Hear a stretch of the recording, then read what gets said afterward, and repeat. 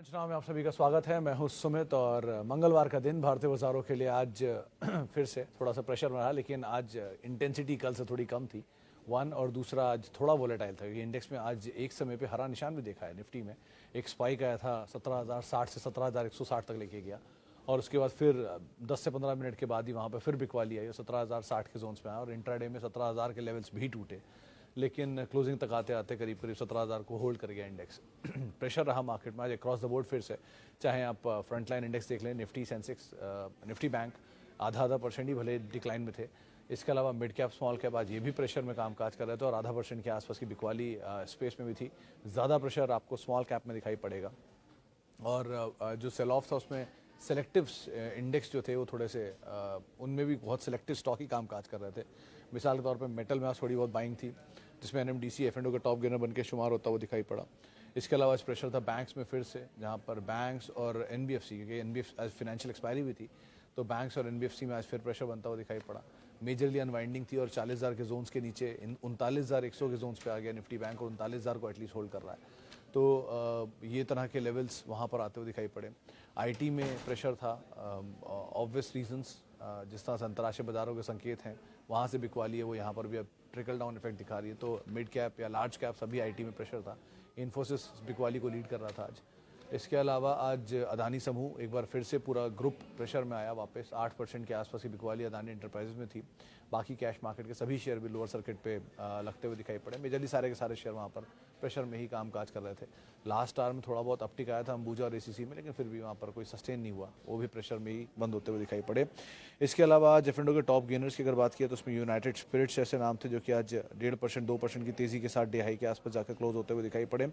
इसके अलावा थोड़ा बहुत लोअर लेवल से जो बाइंग था वो आता हुआ दिखाई पड़ा निफ्टी बैंक के अंदर भी, लेकिन फिर भी 39,411 के जोन्स पे 39,132 के जोन से पुल बैक, 300 अंकों का पुल बैक, लेकिन फिर भी प्रेशर में 1-1.5% के 100-150 अंकों के आसपास की गिरावट यहाँ देखने को मिली। आधा % के आसपास डिक्लाइन यहाँ पर भी बनता हुआ दिखाई पड़ा। रियल्टी, एफएमसीजी, सीमेंट, ये तीन और ऐसे सेक्टर थे जो कि आज सबसे ज़्यादा प्रेशर में कामकाज कर रहे थे, और ओवरऑल में निफ्टी भी करीब करीब 100 अंकों के आसपास की गिरावट देखने को मिली।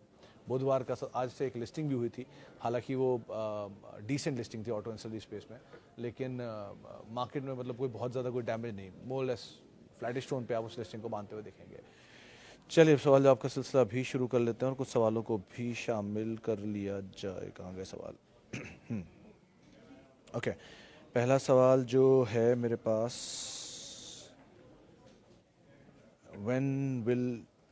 till when will this overhang of US market on Indian market will last? Sir, overhang depend अब कितने स्केल्टन और अनफोल्ड होते हैं उसके हिसाब से भी। पहला जो स्केल्टन निकला उसके हिसाब से तो बाजार ने डिस्काउंट कर लिया। सेकंड, अब इसका ट्रिकल डाउन इफेक्ट कितना रहता है, कौन कौन से स्टार्टअप्स आते हैं, कोई और बैंक्स फेल होते हैं, न्यूज़ फ्लोज क्या रहता है, कमेंट्री क्या रहती है। देखिए, जो 2-3 प्रोमिनेंट चीज़ें हैं उसमें इन्फ्लेशन ही सबसे बड़ा कंसर्न सोफार बना हुआ है। उसके interest rate, hygiene interest rate scenario, 5% का ब्याज बढ़ चुका है यूएस में, और वो 5% का ब्याज बढ़ा है विद टाइम ऑब्वियसली। तो वो 5% का ब्याज का इम्पैक्ट भी अलग अलग सेक्टर्स के ऊपर आ रहा है, या उसी के इम्पैक्ट आप एसवीबी में आपने देखा भी। तो लाइकवाइज इश्यूज रहेंगे। इंडियन मार्केट के लिए अच्छी चीज़ें, मॉनसून एक नेक्स्ट ट्रिगर रहेगा, इसको बाजार देखेगा। आज इन्फ्लेशन का नंबर भी था, वो भी अनुमान से नीचे था। आगे अगर मॉनसून के बेटर नंबर आते हैं तो शायद वो इनपुट कॉस्ट को और नीचे ले आएंगे, और उसका इम्पैक्ट इंटरेस्ट कॉस्ट पे भी वापस आता हुआ दिखाई पड़ेगा। इंटरेस्ट कॉस्ट ऑन होल्ड हो गई तो मतलब और ज़्यादा नहीं बढ़ाई गई यहाँ से, तो ये भी एक अच्छा ट्रिगर बनेगा।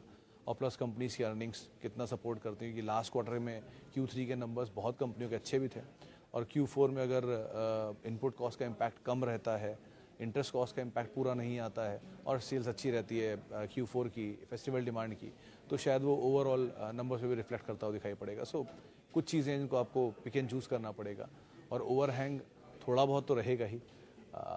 कितना कहना मुश्किल है, बट मतलब ईच डे अब जैसे जैसे न्यूज़ फ्लो सुनते हो उसके हिसाब से यहाँ पे कॉल लोगे। लॉन्ग टर्म स्टोरी के हिसाब से तो आपको ट्रिगर्स पता ही है कि कहाँ प्रॉफिटेबिलिटी सपोर्ट करती है, उन्हीं के साथ रहना सबसे अच्छा होता है। ओके, और looking to consolidate my portfolio, which IT company should I exit out of? TCS, Infosys, KPIT, Tata Elxsi, Happiest Mind? देखिए, अगर आप अग्रवाल साहब ऑर्डर देखेंगे तो सबसे ज़्यादा चला हुआ इसमें से है KPIT, सेकंड नंबर पे चला हुआ है टाटा एलेक्सी। ये दो सबसे ज़्यादा चले हुए हैं। तो अगर इन दोनों में आपको रीजनेबल प्रॉफिट मिल रहा है तो आप निकलेंगे। देखिए कोई भी कंसोलिडेशन आप करना चाह भी रहे हैं सेक्टर में तो आप प्रोमिनेंटली अपने जहाँ प्रॉफिट्स हैं उन्हीं को लेकर निकलेंगे, और जहाँ प्रॉफिट मिल रहा है उनमें यही दो शेयर सबसे ज़्यादा चले हैं। अंडर परफॉर्मर्स में सबसे ऊपर हैप्पीएस्ट माइंड ही आता है, इसकी सबसे बड़ी अंडर परफॉर्मेंस है आईपीओ के बाद से। आईपीओ 300 रुपये पे सीधे 1400-1500 रुपये पहुंचा, उसके बाद ये 800-900 रुपये की रेंज में घूम रहा है या 700-800 की रेंज में घूम रहा है। तो ये बड़ी तेज़ी दिखाने के बाद नीचे आ रहा है। तो एक बार को लार्जली आउट परफॉर्मर यही दोनों हैं, टाटा एलेक्सी और केपीआईटी। सेकंड नंबर पे अगर आप जाओगे तो हैप्पीएस्ट माइंड, और लास्टली आते हैं इन्फोसिस और टीसीएस, क्योंकि ये सबसे बड़े मतलब अगर पुरानी होल्डिंग नहीं है तो सबसे बड़ा अंडर परफॉर्मर हाल की मूवमेंट में रहे हैं। सो आप इस हिसाब से कॉल ले लो, बट अगेन आपको देखना है आपके हिसाब से कि आपको कौन सी लेनी है कॉल इसमें से। अदरवाइज जो मोमेंटम है वो आपको बता दिया गया है। ओके, और Gland, Divi's, NAM, tough call है, लेकिन अगर आप इसमें से कुछ चुनना चाहो तो डिवीस पहली प्रोमिनेंट कॉल रहेगी जिसको आप देख सकते हो, क्योंकि कंपेरेटिवली टूटा ज़्यादा है 1, निफ्टी का स्टॉक है 2, ब्रोकरेज हाउसेस के व्यूज़ भी उतने ख़राब नहीं है। 3500 रुपये के टारगेट्स तो आज भी हैं लास्ट क्वार्टर के नंबर्स के बाद जो आए थे, और लास्ट क्वार्टर के नंबर्स की सिचुएशन क्लियर है। अब उसके बाद जो भी होना है इसी क्वार्टर में होना है, तो एक क्वार्टर के लिए तो पिक्चर क्लियर हो ही चुकी है। तो अब वेट एंड वॉच है, ऑलरेडी बहुत करेक्टेड है। 4000 रुपये का शेयर आपके सामने 2700, 2800, 2600 की रेंज में काम काज कर रहा है। सो बेटर साइड पे तो डिवीस है, then comes Gland and then comes NAM. तो आप इस ऑर्डर में एक बार को चुनाव कर सकते हो। ओके, और HDBL ऐड कर सकते हैं। भूमिक सर, ये 60 रुपये का शेयर 140 रुपया देखा था कल मैंने, 138-140 रुपये। तो आप थोड़ा सोच समझ के कॉल लेना। हालांकि अभी 2-3 दिन पहले आशीष महेश्वरी आए थे, उन्होंने इसमें बाय कॉल दी थी 160 रुपये के टारगेट्स के लिए। लेकिन अदरवाइज़ नंबर्स की कमेंट्री में नई कैपेसिटी बैंगलोर में इन्होंने ऐड की है, जिसका कामकाज आना शुरू भी हो गया है। 2 मार्केट शेयर को लेकर अपडेट इन्होंने दिया था अराउंड 2 हफ्ते पहले या 3 हफ्ते पहले। वो इनका मार्केट शेयर भी बैंगलोर मार्केट में बढ़िया बढ़कर आया है, और शायद 10% का मार्केट शेयर अचीव कर लिया, जो पहले 4 से 6% के आसपास था। और इसके अलावा लेटेस्ट डेवलपमेंट, प्रमोटर की होल्डिंग में बाइंग नहीं आई है, वो 70 रुपये 60 रुपये की रेंज के बाद से फर्दर बाइंग नहीं हुई है। सो अगर पुरानी होल्डिंग है तो बैठे रहो आप, क्योंकि वो बहुत ऊपर है वहाँ से। लेकिन अगर नई होल्डिंग है तो आप जरा देख संभल के कॉल लेना इसमें। इन्फोसिस, रिलायंस जयप्रकाश जी क्या ही बोलूँ, Reliance Industries and Infosys obviously the best of the best business, the best of the best companies. IT की best and oil and gas की देश की सबसे बड़ी कंपनी। यहाँ पे सिर्फ ब्रोकरेज हाउस का व्यू ही रख सकता हूँ मैं आपके सामने। 3200 रुपये के टारगेट्स के लिए या 2900 के टारगेट के लिए रिलायंस पे रिपोर्ट्स हैं, और इन्फोसिस में ऑब्वियसली 1600-1700 के नंबर्स के बाद रिपोर्ट आई थी, 1400-1450 भी आए थे। सो फंडामेंटल पे तो कोई सवाल है ही नहीं इनके। आपकी टाइमिंग पर डिपेंड करता है और आपके होराइजन पर डिपेंड करता है कितना समय आप दे सकते हो। लेकिन फंडामेंटल को लेकर तो यहाँ कोई दो राय नहीं है इन दोनों कंपनियों को लेकर। मार्केट ही अपने आप इनको बताता है कि दे आर द बेस्ट।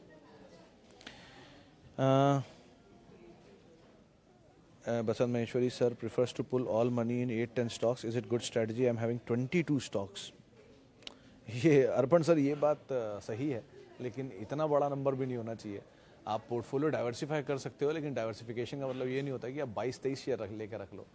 आप ये कर सकते हो कि आपने शुरुआत में अगर 5 शेयर लिए और वो लीडर्स हैं अपने अपने स्पेस के और आपको अच्छा प्रॉफिट आ रहा है, आप उसमें थोड़ी थोड़ी पोजीशन को वाइंड अप करो। जो पोजीशन वाइंड अप हुई वो पोजीशन फ्री वाली छोड़ दी, नेक्स्ट पोजीशन आपने कहीं और ले ली। तो जो आपके 22-23 शेयर हैं, अगर उसमें से 15 शेयर या 12-13 शेयर ऐसे हैं जिनमें जो सिर्फ प्रॉफिट के पड़े हुए शेयर हैं, तो आप उन्हें होल्ड कर सकते हो। लेकिन अगर वो नए शेयर खरीदें आपने इतनी बड़ी क्वांटिटी में, इतनी ज़्यादा डाइवर्सिफिकेशन में, तो वो गलत है। आप खुद ही ट्रैक नहीं कर पाओगे। ट्रैकिंग एज इन कि आप फाइनेंशियल्स नहीं देख पाओगे, आप समझ नहीं पाओगे।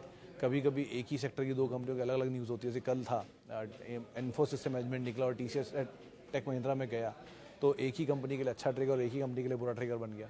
सो ऐसी बहुत सिचुएशंस आती हैं। सो इतनी बड़ी डाइवर्सिफिकेशन की ज़रूरत नहीं है। अगर आपको कोई भी गोल अचीव करना है तो उसके लिए आप कुछ सेलेक्टिव स्टॉक्स के साथ भी उसे अचीव कर सकते हो। अब कौन से रहेंगे, तो इस सिचुएशन सिनेरियो में सबसे बढ़िया तो वही हैं जो कि सबसे बड़े हैं, क्योंकि एटलीस्ट उनकी फॉल में ये एक एश्योरेंस है कि उनका कमबैक भी उतना ही स्ट्रांग होगा। In comparison to mid cap small cap. अगर आप स्मॉल कैप में फंस गए तो कई साल के लिए फंस सकते हो, लेकिन अगर आप लार्ज कैप में हो तो यू हैव एन एश्योरेंस कि आप आज नहीं तो कल उनका पुराना भाव देख लोगे, पुराना भाव क्या नया भाव टूटता देख लोगे। अगर कुछ भी नहीं देख पाए तो एटलीस्ट डिविडेंड पाओगे। सो इसीलिए लार्ज कैप हमेशा आपको बोला है मैंने कि उनको देखो, वो ज़्यादा अच्छे हैं।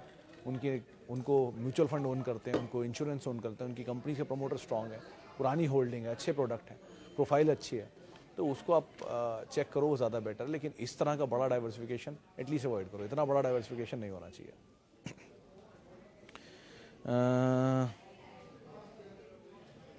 Reliance is nothing with US market. Anil ji, ऐसा नहीं है कि किसी कंपनियों को लेना देना है यूएस मार्केट से इसलिए टूट रहे हैं।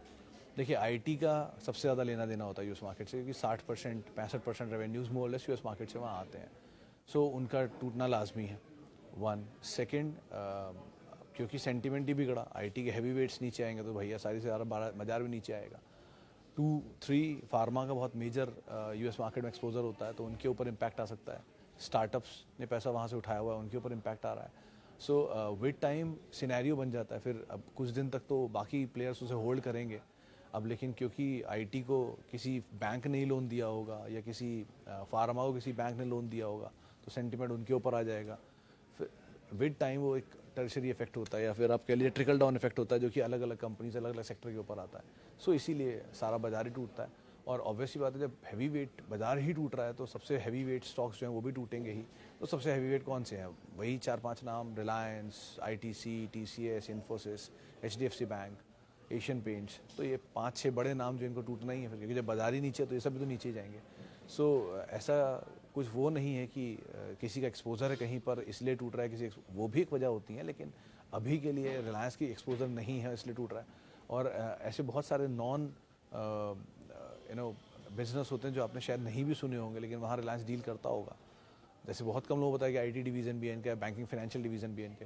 सो अकॉर्डिंगली सबका एक्सपोजर वहाँ है नहीं है, कहाँ एक्सपोजर है कहाँ नहीं है, मार्केट ऐसे रिटेन करता रहता है धीरे धीरे और अकॉर्डिंगली रिएक्ट करता रहता है। सो आप ये नहीं तय कर सकते कि ये शेयर कहाँ तक जाएगा। आप ये ज़रूर तय कर सकते हो कि कहाँ आपको ख़रीदना है। अगर आपको सही दाम मिल रहा है, आपको लगता है कि आपके पोर्टफोलियो का हिस्सा इस कंपनी को होना चाहिए था और वो नहीं था अब तक क्योंकि दाम महंगा था, तो आज जो दाम सस्ता हो गया, आप चुनाव कर सकते हैं। और अगर आपको बिज़नेस सही लगता ही है तो आप जा सकते हैं उन कंपनीज़ के अंदर। ऐसा नहीं है कि रातों रात में एसबीआई, एशियन पेंट्स या बर्जर या रिलायंस या टीसीएस या ऑल प्रोमिनेंट नेम्स ये गायब हो जाएंगे सिस्टम में से। आप पेशेंस रखिए, मार्केट नीचे पहले भी आया फिर आता रहेगा, वो तो कोई इशू नहीं है। बट क्वालिटी को आप ऐड कर सकते हैं ऐसे मौके में, अगर आपका पोर्टफोलियो लॉन्ग टर्म का है तो ऑब्वियसली। लेकिन शॉर्ट टर्म ट्रेडर हैं तो उसके लिए मैं सही जगह पे आप बात नहीं कर रहे हैं। ओके, आगे बढ़ते हैं। और Hero MotoCorp and Bajaj Auto at CMP for long term and we on. Sir, Vedanta कोई डिफ़ॉल्ट नहीं हुआ था, वो एक दिन खबर आई थी मिश्रा सर, लेकिन उन्होंने उस पर क्लैरिफिकेशन दे दिया था कि उनका कोई भी डिफ़ॉल्ट नहीं है और उस पर उन्होंने पेमेंट कर दिए सारे। ये उसी दिन उन्होंने क्लैरिफिकेशन दे दिया, आप एक्सचेंज पे देख सकते हो उसको। अब रही बात बजाज ऑटो और हीरो मोटोकॉर्प में, तो सर ये देश का पहला, दुनिया का सबसे बड़ा और देश का दूसरा, मतलब दुनिया की सबसे बड़ी टू व्हीलर मैन्युफैक्चरर है हीरो मोटोकॉर्प और एक देश की सबसे बड़ी टू व्हीलर एक्सपोर्टर है बजाज ऑटो। दोनों की हिस्ट्री पुरानी है, दोनों प्रोमिनेंट ग्रुप्स हैं, स्टॉक प्राइसेस भी ऑलमोस्ट सेम है। ईवीज़ में हीरो एक्सपैंड कर रहा है, बजाज भी धीरे धीरे एक्सपैंड कर रहा है। वो 3 व्हीलर में भी हैं, ये सिर्फ 2 व्हीलर में, बाइक एंड स्कूटर्स में। दोनों के लिए स्टॉक प्राइस वाइज एक चीज़ अच्छी है कि बजाज ऑटो का इक्विटी छोटा in comparison to Hero MotoCorp. 1, Bajaj Auto के केस में आप डिविडेंड ज़्यादा पाओगे, 4-4.5% के आसपास का यील्ड है। हीरो मोटोकॉर्प के केस में ऐसी यील्ड नहीं है। हीरो मोटोकॉर्प बीटन डाउन ज़्यादा है in comparison to Bajaj Auto, लेकिन दोनों के केस में सो फार सिचुएशन वाइज ज़्यादा फेवर बजाज ऑटो के है। बट एक ही बात है कि इन्होंने वो अपना प्रोडक्शन कट किया है क्योंकि वो एक्सपोर्ट नहीं हो रहे हैं, मार्केट्स में हिट आ रहा है। तो श्रीलंकन मार्केट में, अफ्रीकन मार्केट में, नाइजीरियन मार्केट में थोड़ा बहुत ये प्रॉब्लम फेस कर रहे हैं, तो वो इनके लिए कंसर्न है। लेकिन अगर आपका होराइजन ही लंबा है तो ये छोटे मोटे कंसर्न्स तो मार्केट अपने आप डील कर लेगा। बजाज ग्रुप को पता है उन्हें कैसे डील करना है, वो अपने आप डील कर लेंगे। कैश रिच ज़्यादा दोनों ग्रुप हैं वैसे तो, बजाज भी एंड हीरो भी, लेकिन कैश रिच ज़्यादा आपको बजाज दिखाई पड़ेगा, तभी उनके डिविडेंड पे ऑफ्स भी इतने बड़े होते हैं और प्रमोटर के पास ही होल्डिंग में जाता है। सो फेवर ज़्यादा बजाज की ही आ रही चीज़ें, लेकिन मतलब वैल्यू बाइंग है। अब आप जिस लेवल पे ज़्यादा आपको नीचे जो मिल जाए, ग्रुप क्वालिटी वाइज एटलीस्ट दोनों में कोई ऐसा इशू नहीं, छोटे छोटे कंसर्न्स दोनों के लिए थोड़े थोड़े हैं। Okay, which is good to average? DLF, Bandhan, Biocon, Wipro, ICICI, Sona, सब के सब महंगे। वैसे 3 का ईपीएस है बायोकॉन का, तो करीब करीब 67 रुपये का तो पीई बैठता है। 67 के मल्टीपल, सॉरी 67 रुपये कह रहा हूँ, 67 के मल्टीपल पी बैठता है। ये याद इसलिए, कल ही मैंने इस पर कुछ काम किया था। सोना बीएलडब्ल्यू भी 68 के पीई पे काम काज कर रहा है। आईसीआईसीआई प्रूडेंशियल लाइफ भी ऐसे ही है, 40-42 या 55 के पीई पर। अब बसता है डीएलएफ, बंधन को तो सर आप अभी न्यूज़ भी आया था उसमें, इसको तो अभी छोड़ दीजिए। अब आती है बात डीएलएफ और विप्रो में। सबसे सस्ता तो वैसे विप्रो ही है इन सब में, अगर आप मल्टीपल वाइज ढूंढ रहे हैं तो। लेकिन सब में ही अलग अलग ट्रिगर और सब मोमेंटम बेस्ड स्टॉक है। लॉन्ग टर्म पोर्टफोलियो लाइक इसमें विप्रो ही है, लेकिन वो बहुत बड़ी तेज़ी ऑलरेडी दिखा चुका है अपनी लॉन्ग टर्म हिस्टोरी में। तो इस हिसाब से आप कॉल लीजिए, लेकिन ज़्यादातर सभी मोमेंटम बेस्ड स्टॉक हैं, तो मोमेंटम मिलता रहे तो आप प्रॉफिट लेते रहिए, ज़्यादा बेटर है इनमें। लॉन्ग टर्म स्टोरी लाइक इनमें से एक बायोकॉन बन सकता है, लेकिन थोड़ा समय लगेगा उसको, तो एक बार इसको स्टेबल होने दीजिए फिर कॉल लीजिएगा, लेकिन महंगे हैं अभी भी फिलहाल ये स्टॉक्स। ओके, फाइज़र, अग्रवाल साहब ये बात सही है, इसके जो नंबर हैं और इसका जो भाव है उसमें ज़रूर डिस्क्रिपेंसी दिख रही है। 2020 के लो से पहुंच गया फाइज़र, यानी 2020 के टाइम पे जो लो बनाया था उसके नीचे ये अभी कामकाज कर रहा है। और जो रेवेन्यू, जो प्रॉफिटेबिलिटी है वो 2020 से ऊपर के लेवल पर है, यानी कि जो 2020 के लेवल पे प्रॉफिट्स थे कंपनी के, आज 2023 में प्रॉफिट्स उससे ज़्यादा है, लेकिन भाव 2020 वाला है। सो ये डिस्क्रिपेंसी तो है। फार्मा जिस दिन कम बैक करेगा उसमें ये पार्टिसिपेट करना चाहिए। ये सनोफी, अबाट जैसी कंपनियां जो बहुत टूट चुकी हैं हायर लेवल से, डीवीस। सो बने तो रह सकते हो, मल्टीनेशनल जाइंट है ऑब्वियसली, बट एक ही चीज़ है कि ये तब भी और आज भी, मतलब 2020 में भी और आज भी, ये ज़ॉम्बी स्टॉक के नाम से जाना जाता था तब भी और आज भी, क्योंकि बहुत स्लो चलता है। ये तब भी बहुत स्लो चलता था और आज भी, तो वो पेशेंस आपको देना पड़ेगा, एटलीस्ट उसके हिसाब से आप कॉल लीजिएगा। चलिए, फिलहाल अब इतने सवालों शामिल करूंगा। माफ़ी उन सभी लोगों से जिनसे आज बातचीत नहीं कर पाए। बहुत बहुत शुक्रिया उन सभी लोगों का जिन्होंने सवाल पूछे। आप मेरे साथ जुड़ सकते हैं, @सुमित रिसर्च मेरा ट्विटर हैंडल है, और किसी भी निवेश से पहले अपने वित्तीय सलाहकार की राय ज़रूर ले लें। नमस्कार।